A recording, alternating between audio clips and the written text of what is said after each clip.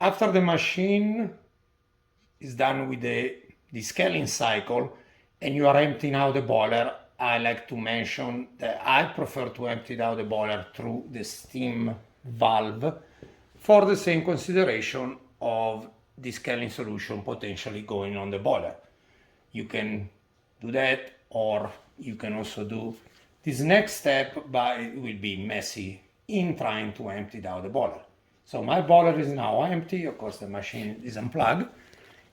I previously loosened the pressurestat, but what I'm looking for is clearance on this pipe and on the fitting of the pressurestat.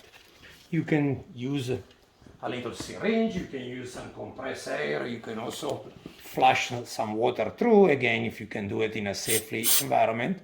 But ultimately, you want to make sure that this pipe is clear from scale. If it is not, even installing a brand new pressurestat, you can immediately damage it because of scale being loosened or scale flakes being present into this pipe. Once the pressurestat is reinstalled, of course, check for correct pressure, and this should be the done process of descaling a Microcasa Leva. Thanks for watching.